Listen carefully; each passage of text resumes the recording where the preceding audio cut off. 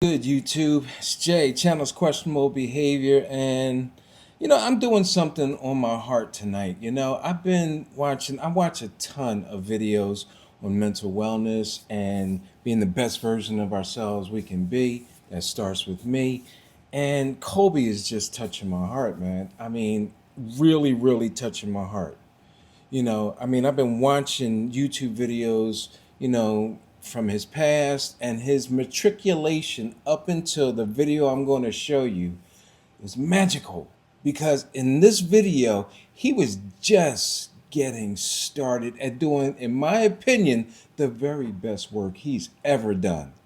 Basketball, yes, he was amazing and worked very hard at it, but he was applying that same endless drive into everything else that he was doing at this point in his life.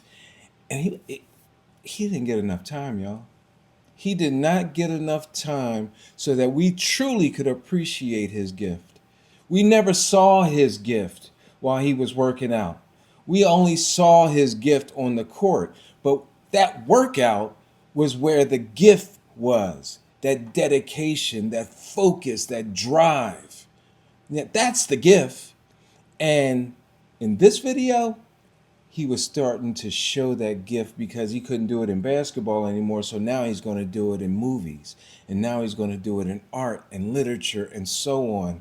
Congrats on everything. You're an icon, a legend. And the thing I love the most about you is that you really care about other human beings. Yeah. Your heart is so big, even though you've been known for this focused mentality that is just almost psycho in some ways, but you care deeply about human beings. And I think that's why so many people love you as well. So I want to acknowledge you for your kindness and your generosity towards humanity.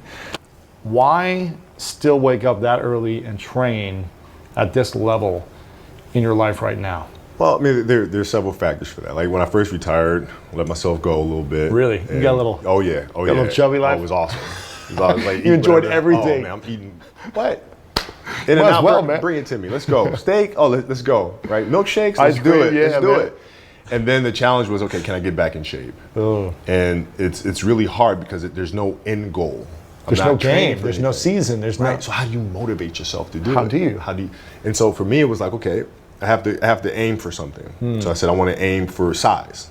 I want to aim for bulk. Right. So that's a tangible thing. Yeah. I'm going to go for that. Right.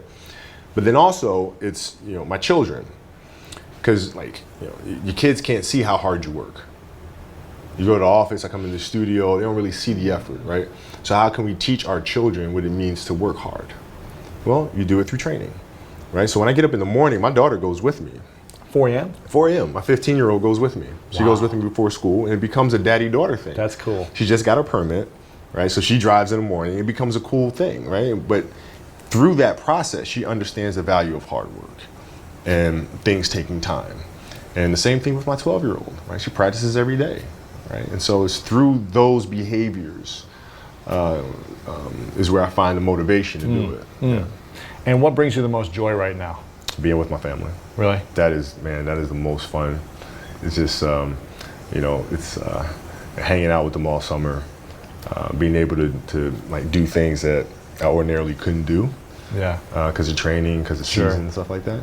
So being around them and watching Bianca grow up, because there are a lot of things that I missed with Natalia and Gianna because I was playing. And so being there every day with them is so much fun, man. So it brings me the most joy. That's amazing. And what does love feel like for you? What does love feel like?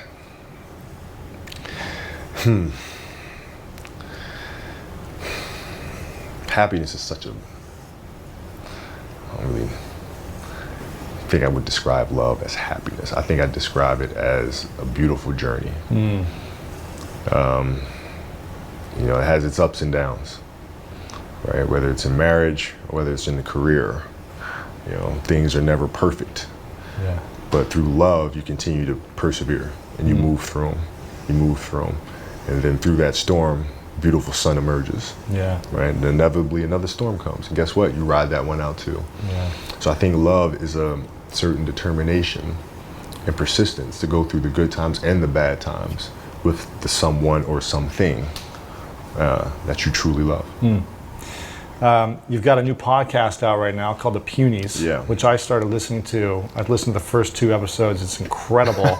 They're like 13 to 15 minutes episodic storytelling, cartoons, I guess, Yes. for kids. And the thing I love about it the most is it's funny, it's entertaining, there's original music, there's all these different characters. You're teaching history like in a fun way, which I like the last one where it's like, we talk about history so we don't repeat it in our own lives. And then you teach lessons about overcoming failure for kids and insecurities and challenges we're facing. And I think it's beautiful. Can you talk about the Punies and the podcast and what it's all about? Yeah, so the Punies came to me from, we have our family tradition where we watch The Sandlot every 4th of July. God, it's the greatest movie, It's the greatest. man. In the It's the summer, greatest. Squints oh my and yaya gosh. and all. It's S'mores, the best thing. baby. Dude, come Give on. me s'mores. Right? So, that's our family ritual. Oh my Every gosh. 4th of July. Sandlot. Right? And so after watching the Sandlot movie, I was like, we need a new sports movie like this, right? So I Yeah. started kind of concepting ideas and stuff, but nothing I truly loved. And then over Thanksgiving, our other ritual was to watch Charlie Brown, right? In the Pumpkin Patch, right? So we watched that, and then I go, whoa, wait a minute. Let's just put those together. Right? And I already had written some stories, individual stories for Puny Pete and BB. And so Two I of the said, characters two of the in the- characters in the Punies. And I said, well, let's combine those. Let's And then from that's when the Punies started coming to fruition, and I started thinking about the characters and, why does this show need to exist, and what are some of the deeper messages that can be there that consciously you may not observe, but you can sense and feel. And that's when I started constructing the show. And are you part of the whole process? Are you helping write the script? Are you helping? So we have a Put it all great together?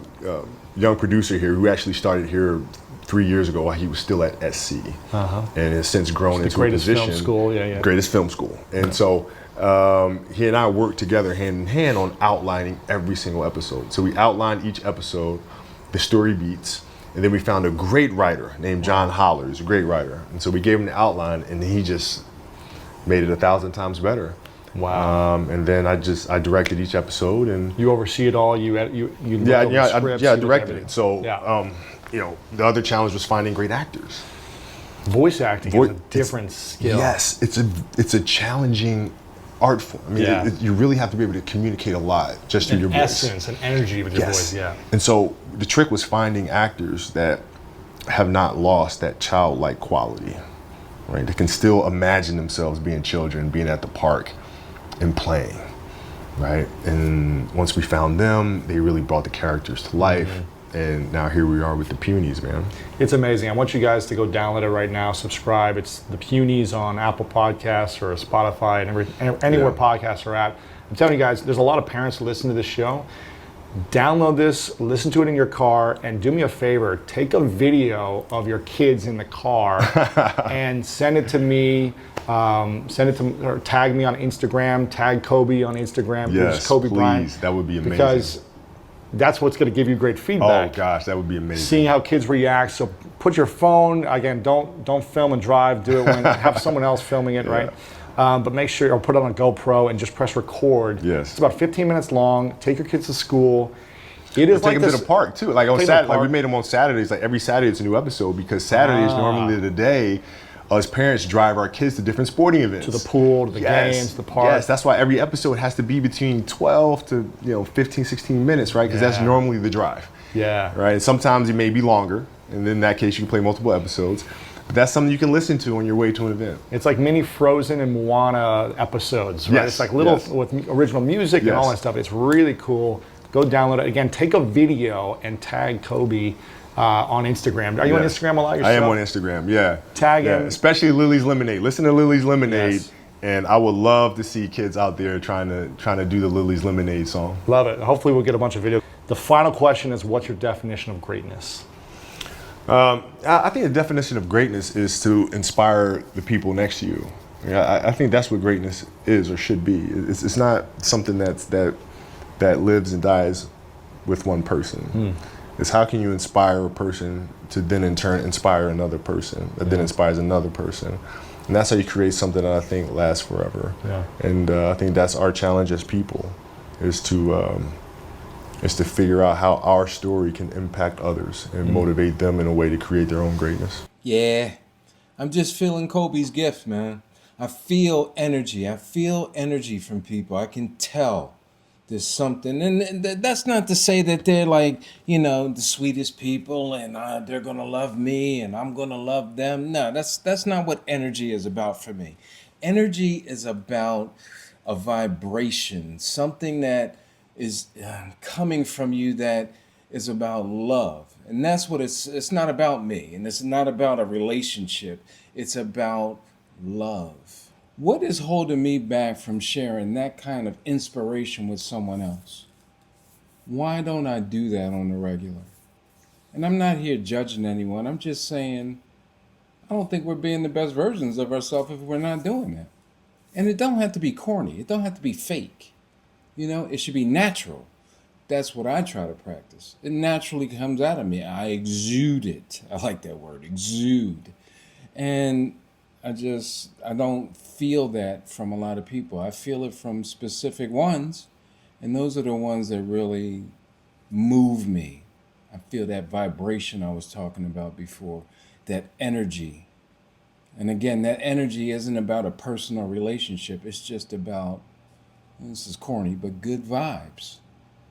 Like genuine, authentic stuff. Far too many of the people I interact with have this thing going on where it's all about stuff and how much money I make and, not how are you doing? Oh, tell me about your day. It's all like selfish. And I'm sorry, but that's just what I pick up from people. And that's not what I'm about. And treating each other well and kindly and being the best we can be every single day. Isn't that a great way to think? And that's what I'm about. That's what I'm going to be about. I work at it every day, and I absolutely cannot accept anything less. My name is Jay. The channel is Questionable Behavior. Tell me how you feel about Kobe. Do you feel his vibration the way I do? I really miss that dude, man. Thank you so much for joining. Peace, love, and soul.